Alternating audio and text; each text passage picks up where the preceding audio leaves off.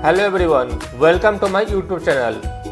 Guys, आज हम India में अवेलेबल जितने एजुकेशन लोन है उसके टाइप्स के बारे में बात करेंगे, क्योंकि गाइस आजकल जो स्टडी है वो काफ़ी महंगा हो गया है।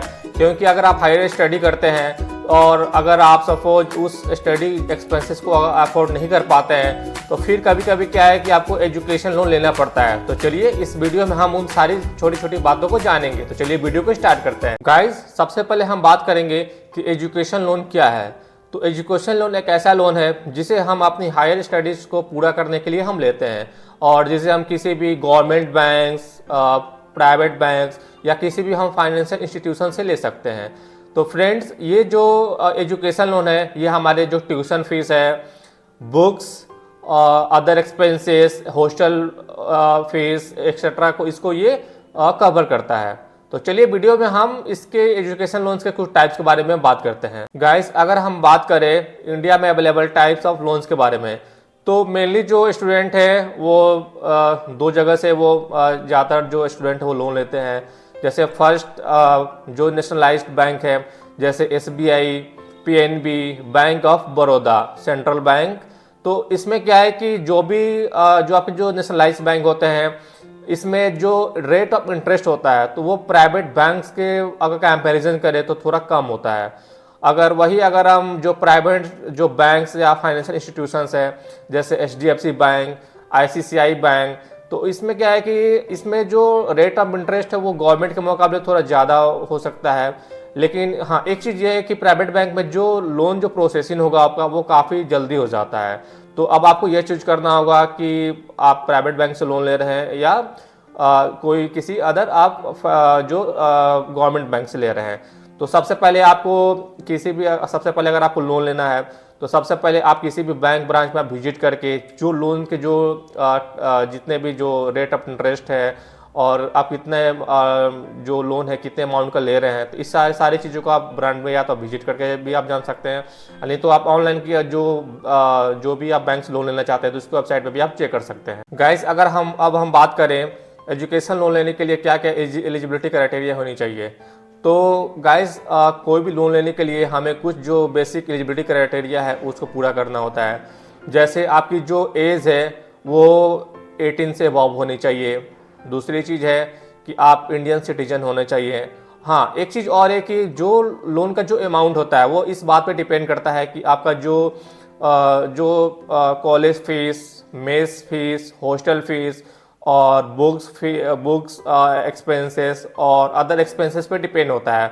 और ये जो भी सारे अमाउंट है तो उसके बाद वो ऐड करके वो ये डिसाइड करते हैं कि ऐड करने के बाद से जो फाइनल जो अमाउंट आ रहा है तो उसके बाद आपको कितनी लोन की आपको ज़रूरत है और किस ब्रैकेट में आपको लोन लेने की ज़रूरत है, तो उस अकॉर्डिंग फिर आपका जो रेट ऑफ इंटरेस्ट है उस पर वो लगता है। गाइस, अगर हम बात करें कि एजुकेशन लोन लेने के लिए हमें किन किन डॉक्यूमेंट्स की हमें रिक्वायरमेंट होती है, तो कुछ डॉक्यूमेंट्स काफ़ी इंपॉर्टेंट है, जैसे आइडेंटिटी प्रूफ। तो आइडेंटिटी प्रूफ के लिए आप आधार कार्ड, पैन कार्ड यूज कर सकते हैं। इसके अलावा आपके पास एड्रेस प्रूफ होना चाहिए। उसके बाद आपके पास जो पेरेंट्स हैं उनकी इनकम प्रूफ है उसके सर्टिफिकेट होने चाहिए। इसके अलावा आपके जो को एप्लीकेंट है उनके कुछ डॉक्यूमेंट होने चाहिए। तो को एप्लीकेंट जैसे आपके गार्जियन हो सकते हैं। और हाँ, सबसे जो ज़रूरी चीज़ है कि वो है आपका एडमिशन लेटर फ्रॉम कॉलेज। जो आपका एडमिशन लेटर है वो कॉलेज से होना चाहिए, तभी जो आपका जो एजुकेशन जो लोन अमाउंट है तभी वो प्रोसेस हो पाएगा। तो इस सब जो सारी चीज़ें हैं, अगर डॉक्यूमेंट्स अगर आप इसको इकट्ठा कर लीजिए और कर लेंगे तब आपको लोन लेने में काफ़ी आसानी होगी। गाइस, अगर हम बात करें लोन अमाउंट और इंटरेस्ट रेट्स के बारे में, तो जो मेनली जो एजुकेशन लोन का जो अमाउंट होता है वो आपके कोर्स पे डिपेंड करता है। कि सपोज अगर आपकी कोर्स की फ़ीस अगर 5 लाख है और 5 लाख के बाद अगर आपकी hostel fees, mess fees, books and other expenses है, तो उस सारे चीज़ों को मिला के फिर वो आपका एक ब्रैकेट डिसाइड होगा, एक अमाउंट जो आपका लमसम जो अमाउंट होता है, फिर उस अकॉर्डिंग आप एक लोन ले सकते हैं। फिर इसके अलावा जो है कि जो इंडिया में अब जो अवेलेबल जो एजुकेशन लोन है तो उसके जो इंटरेस्ट रेट है वो मेनली 8% से लेकर 15% के बीच में ही होते हैं मैक्सिमम। अगर आप देखेंगे किसी भी आप गवर्नमेंट या प्राइवेट इंस्टीट्यूशंस जो बैंक से अगर आप देखें तो 8% से लेकर 50% के बीच में होते हैं। हाँ, लेकिन जो और मेनली कुछ कुछ जो इंटरेस्ट रेट होते हैं वो आपके बैंक पे और जो लोन के जो टाइप्स है उस पर ये डिपेंड करते हैं। और इसके अलावा भी जो हमारी जो गवर्नमेंट है वो बहुत सारी जो एजुकेशन लोन है उसके स्कीम है चलाती है। जैसे आपने सुना होगा विद्या लक्ष्मी पोर्टल के बारे में, तो वहाँ से भी क्या होता है कि ये जो विद्या लक्ष्मी पोर्टल है, तो ये जो विद्या लक्ष्मी पोर्टल आपके जो लोन है उसको मिलने में काफ़ी ये आपको हेल्प करेगी। अब हम बात करते हैं रीपेमेंट ऑफ स्टूडेंट लोन। अगर सपोज अगर आपने स्टूडेंट लोन लिया है तो ये और आपका जो कॉलेज है आपने कॉलेज को कंप्लीट कर लिया है और सपोज अगर आपकी प्लेसमेंट हो गई और कहीं जॉब लग गई है, तो फिर क्या है कि आपको कॉलेज जो ख़त्म होने के बाद आपका जो हर महीने आपको एक जो EMI है वो आपको पे करना होता है, ठीक है।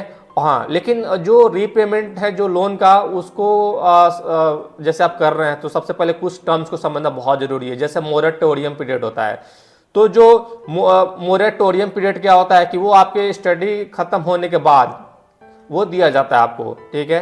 तो कहीं कहीं क्या होता है कि आपको कॉलेज ख़त्म होने के मतलब मेनली जो पॉपुलर है हमारे इंडिया में, तो कॉलेज ख़त्म होने के 1 साल बाद तक आपको जो है आपको एक मोरेटोरियम पीरियड मिलता है कि हाँ उसके बाद से आपको जो है आपको एवरी मंथ जो है आपको EMI आपको डिपॉजिट करना होगा। अगर हम बात करें स्टूडेंट लोन के बेनिफिट्स के बारे में, तो गाइस स्टूडेंट लोन जो है उसके बहुत सारे फ़ायदे हैं। जैसे अगर आप स्टूडेंट लोन ले रहे हैं तो सबसे पहले चीज़ है कि जो फाइनेंशियल जो बर्डन है वो काफ़ी आपके लिए कम हो जाता है।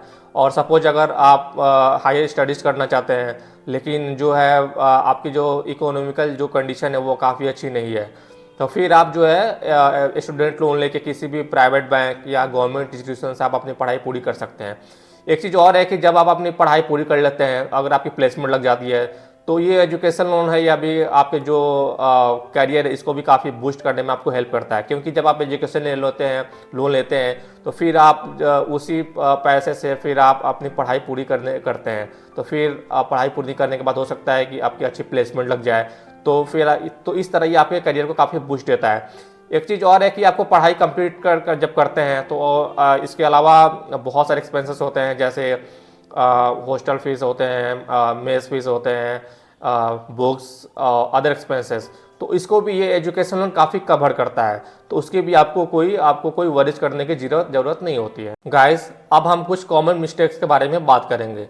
तो कभी भी अगर आप स्टूडेंट लोन ले रहे हैं तो उसके जो रीपेमेंट जो ऑप्शन है उसको आप ध्यान से समझिए।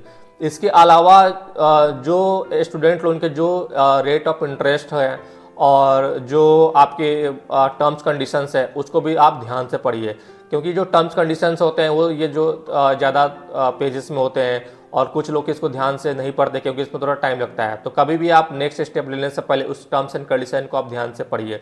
इसके अलावा एक चीज़ और है कि कभी भी स्टूडेंट लोन लेने से पहले आपको अपनी बेसिक एलिजिबिलिटी क्राइटेरिया आपको चेक करनी चाहिए कि आप स्टूडेंट लोन लेने के लिए एलिजिबल है कि नहीं। इसके अलावा आपके पास जो भी रिक्वायर्ड डॉक्यूमेंट्स हैं, जैसे आधार कार्ड, पैन कार्ड, को अप्लीकेंट्स आपके गार्जियन के डॉक्यूमेंट्स हो सकते हैं, इनकम प्रूफ, एड्रेस प्रूफ, तो इस सब जितने भी सारे डॉक्यूमेंट्स इसको इकट्ठा कर लीजिए। इसके अलावा आप बैंक में एक बार जाके किसी भी नियरेस्ट जो आपके ब्रांच है जहाँ से आप एजुकेशन लोन लेना चाहते हैं, तो वहाँ से भी आप विजिट करके कुछ जानकारी आप ले सकते हैं। तो इससे आपको क्या होगा कि जो लोन लेने में आपको काफ़ी आसानी होगी। गाइस, अगर आप भी हायर स्टडीज़ के लिए एजुकेशन लोन लेने के बारे में सोच रहे हैं तो ये कुछ टिप्स हैं जो आपके लिए काफ़ी हेल्पफुल हो सकते हैं। हाँ, एक चीज़ और है कि गाइस, अगर कभी भी आप स्टूडेंट लोन ले रहे हैं तो कभी भी स्टूडेंट लोन लेने से पहले आप जो रीपेमेंट ऑप्शंस हैं और इंटरेस्ट रेट्स और जो भी उसके टर्म्स एंड कंडीशन है, तो प्लीज़ उसको बिना ध्यान से पढ़े आप कभी भी आगे स्टेप मत कीजिएगा।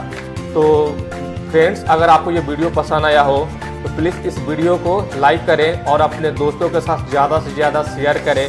और आपके मन में कोई भी क्वेश्चन हो तो प्लीज़ कमेंट सेक्शन में उस क्वेश्चन को जरूर पूछें। और गाइस, अगर आप इस चैनल में नए हैं तो प्लीज़ चैनल को सब्सक्राइब करना ना भूलें। तब तक के लिए take care. Thank you so much watching for this video.